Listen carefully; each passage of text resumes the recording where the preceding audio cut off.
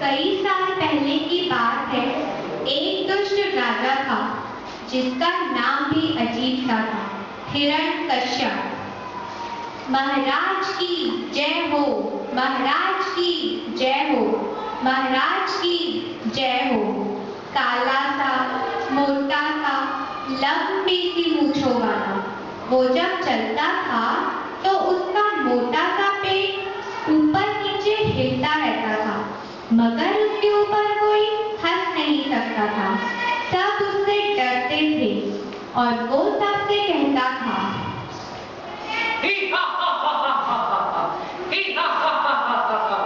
तुम सब मेरी पूजा करो, भगवान को भूल जाओ। अब से मैं तुम सबका भगवान हूँ। सब हिरण्यकश्यप से डरते थे, इसलिए उसकी पूजा भी करते थे, सिर्फ एक जन को छोड़कर, प्रहलाद, उसका खुद का बेटा प्रहलाद।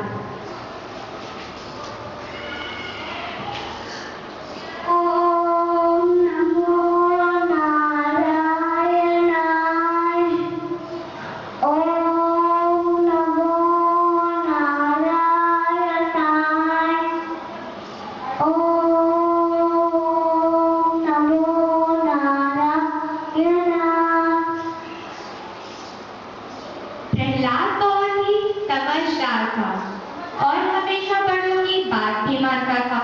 प्रहलाद डरे बिना विष्णु जी की पूजा किया करता था, दिन रात। ओम नमो नारायणाय, ओम नमो नारायणाय, ओम नमो नारायणाय। और ये बात हिरण्यकश्यप को बिल्कुल पसंद नहीं थी। उसने कई बार प्रहलाद को चेतावनी दी, मगर प्रहलाद ने राजा की एक न सुनी। फिर हिरण्यकश्यप ने अपने सिपाही से कहा, सिपाही, जाओ उस प्रहलाद को सभा में लेके आओ। जो आज्ञा महाराज। और तभी सिपाही प्रहलाद को पकड़कर ले आते हैं। प्रहलाद को अपने पिता के सामने पहली बार डर लगा। फिर हिरण्यकश्यप ने अपनी भरी सी आवाज में कहा, बोलो, इस दुनिया में सबसे महान कौन है? मैं या तुम्हारा भगवान विष्णु? प्रहलाद अपने पिता की बात सुनकर कांप उठा और तभी उसे अपनी माँ की कही हुई बात याद आई कि बेटा, कुछ भी हो जाए तुम कभी किसी से डरना नहीं और किसी से झूठ नहीं बोलना, सच्चे दिल से बता देना। प्रहलाद ने ऐसा ही किया। उसने अपने पिता से कहा,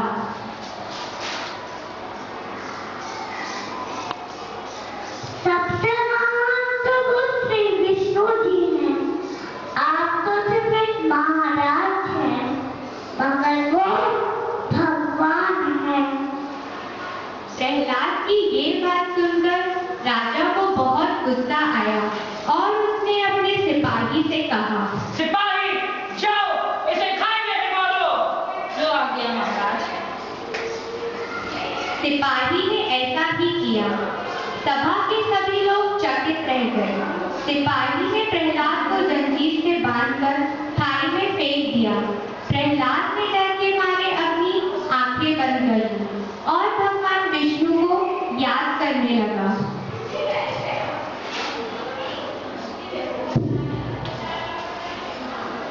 ओम नमो नारायणाय,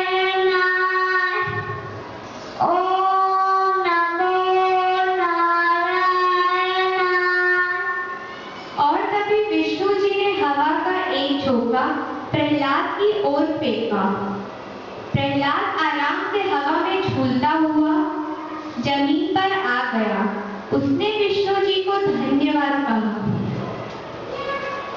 और राजा को जब ये बात पता चली कि प्रहलाद जिंदा है तो वो गुस्से से पागल हो गया। महाराज, प्रहलाद तो जीवित है। नहीं, ये कैसे हो सकता है? प्रहलाद जीवित कैसे हो सकता है?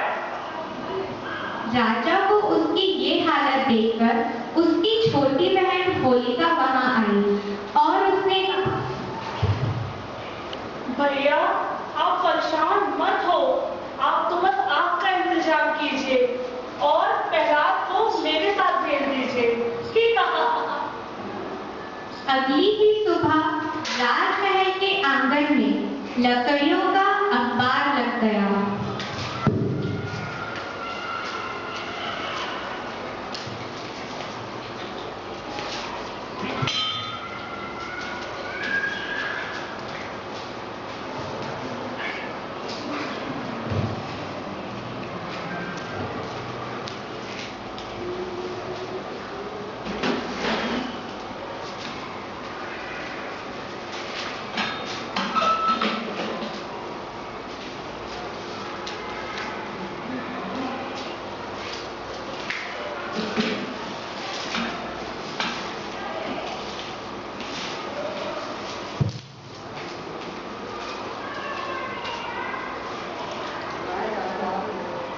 प्रहलाद उतर यहाँ आओ।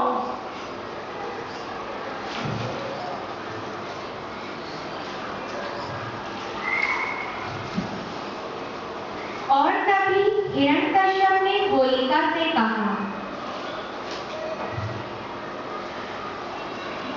बहन ये क्या कर रही हो?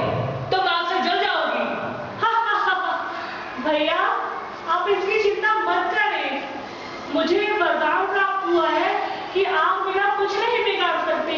ये आग तो मैंने प्रहलाद के लिए जलवाई है, आप चिंता ना करें।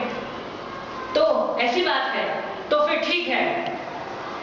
सिपाही आग लगा दी जाए। जो आ गया महाराज।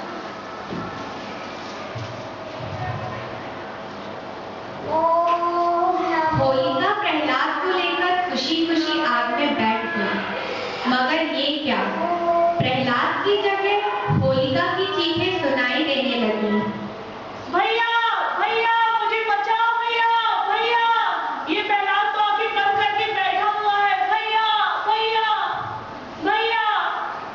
दरअसल होलिका अपने घमंड में ये भूल गई थी कि उसको दिया हुआ वरदान सिर्फ तब काम करेगा जब वो अकेले आग में जाएगी, मगर यहाँ तो उसके साथ प्रहलाद भी था, जिसके ऊपर श्री भगवान विष्णु जी का भी हाथ था। और इस तरह होलिका अपने जाल में फंस गई और जल के राख हो गई। हिरण्यकश्यप भी अपनी बहन को बचा नहीं पाया। थोड़ी देर में ही आग शांत हो गई। प्रहलाद सही सलामत बाहर निकल आया। विष्णु जी ने अपने भक्त की जान एक बार फिर बचा ली और तभी से होली का त्योहार मनाया जाने लगा, क्योंकि होलिका के जलने से ये बात पता चलती है कि बुराई पर हमें